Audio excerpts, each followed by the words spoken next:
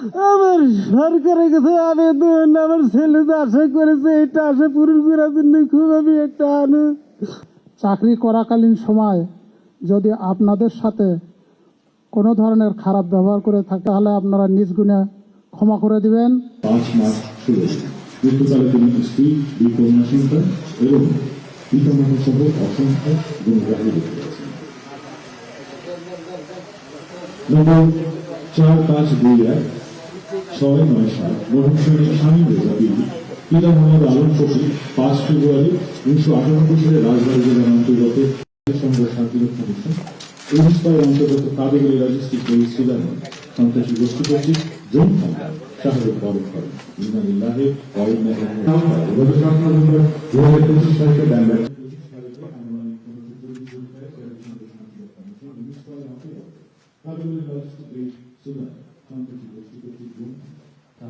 একটু যদি জানিয়ে রাখি, বিশ্ব শান্তি প্রতিষ্ঠায় এই জীবন উৎসর্গ করা এই 6 শহীদ শান্তিরক্ষী হলেন কর্পোরাল মোহাম্মদ মাসুদ রানা, যার বাড়ি নাটোর জেলায়। তারপর রয়েছেন সৈনিক মোহাম্মদ মমিনুল ইসলাম এবং সৈনিক শান্ত মণ্ডল, দুজনের বাড়ি কুড়িগ্রাম জেলায়। রয়েছেন সৈনিক শামীম রেজা, যার বাড়ি রাজবাড়িতে। আর রয়েছেন মেস ওয়েটার মোহাম্মদ জাহাঙ্গীর আলম, যার বাড়ি কিশোরগঞ্জ জেলায়। এবং লন্ড্রি কর্মচারী মোহাম্মদ সবুজ মিয়া, যার বাড়ি গাইবান্ধা। গেল 13ই ডিসেম্বর জাতিসংঘ শান্তিরক্ষা মিশনে নিযুক্ত থাকা অবস্থায়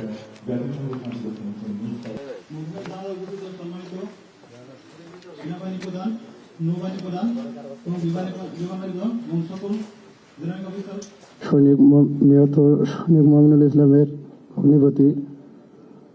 আমি তার বিষয় ওনার কাছে যদি কোনো উনি দীর্ঘ 16 বছর থেকে এই সেনাবাহিনীতে কাজ করে আছেন। উনি চলার পথে যদি কারো মনে কষ্ট দিয়ে থাকেন তাহাকে আল্লাহর হস্তে সবাই মাফ করে দেবেন। আসসালামু আলাইকুম রহমতুল্লাহি ওয়া বারাকাতুহু। আমি শামীম রেজার বাবা। এই সেনা সদস্যের জানাজায় উপস্থিত আছেন সেনা প্রধান স্যার, বিমান বাহিনী প্রধান স্যার, সবাইকে আমার ধন্যবাদ। আসসালামু আলাইকুম। আমার বট গাছ ছিল কিন্তু এখন আর নাই। এমন ঝড়ে ভেঙে চুরমার হয়ে গেল রে বাবা, আল্লাহর কাছে আমি কি কথা বলবো। আমার বাবা খুব একটা সৎ একটা বাবা ছিল, আমার দেশের লোক, শখের ছাড় আমার গ্রামের রে। আমার বাবার কথা বললে আর শেষ করার মতন কোনো কায়দায় আমার নাই। আমার বাবা এমন একটা কথা বলে গিয়েছিল, যাওয়ার সময় বলছিল, বাবা তুমি চিন্তা করো না, তোমার ভাগ্যে আমি যাতেছি তার ছোট ভাইয়ের একটা পথ ধারণের জন্য এই কথা বলে গেছিল। আসার পর আমি একটা পথ ধারাবো। আমার মেয়ে ছোট, তাকে বলে গেছে, আপু চিন্তা করো না, আমি তোমার জন্য বিয়ের একটা হার নিয়ে আসবো। আমার চুরমার হয়ে গেল সব কিছু। আমার সরকারের কাছে আবেদন, আমার ছেলে যে আশা করেছে এটা আশা পূরণ করার জন্য খুব আমি একটা আবেদন জানাচ্ছি। আমার বাবার কথা বলি আমার শেষ নাই, আর কথা আমার কিছু বলার কায়দা নেই। আসসালামু আলাইকুম রহমতুল্লাহি ওয়া বারাকাতুহু। আসসালামু আলাইকুম ওয়া রাহমাতুল্লাহ। সৈনিক শান্ত মণ্ডল আমার চাচাতো ভাইয়ের ছেলে। ওর বাবাও আর্মিতে ছিল, কর্পোরাল রুল ইসলাম মণ্ডল। ও আমার পিঠাপিঠি ছিলাম, আমার 1 বছরের সিনিয়র ছিল। স্কুলের গণ্ডি পাটনা হতেই ও বাংলাদেশ সেনাবাহিনীতে যোগদান করে। ওর 2 ছেলেই আর্মিতে। এই দিক থেকে ও খুব গর্বিত ছিল। আজকে নুরুল ইসলাম মণ্ডল, কর্পোরাল নুরুল ইসলাম মণ্ডল বেঁচে থাকলে হয়তো আরো গর্ববোধ করতো যে তার ছেলে শহীদ হয়েছে, বাংলাদেশের জন্য তার জীবন আত্মোৎসর্গ করেছে। নিহত মেসওয়েটার জাহাঙ্গীর আলম আমার ভগ্নিপতি হয়। আমার ছোট বোনের সাথে তার সংসার ছিল প্রায় 7 বছরের, আজ সে চলে গিয়েছে। তার 3 বছরের একটি পুত্র সন্তান রয়েছে। সে যখন তার সন্তান হাসপাতালে সিজারে হয়েছিল, তার ছুটি ছিল না, আমি তখন হাসপাতালে ছিলাম। সে আমাকে বলেছিল, ভাইজান তার নাম রাখবেন না। আমি তার নাম রেখেছি, আমার স্যারের নাম ইরফান, তার নাম ইরফান রেখে দেন। বাহিনীর প্রতি তার এত আনুগত্য ছিল। আপনাদের সাথে সে সময় কাটিয়েছে। যদি যার চলাফেরায় কেউ কষ্ট পেয়ে থাকেন তাকে ক্ষমা করে দিবেন। আমি ওয়াশিংম্যান সবুজ মিয়ার আপন চাচা।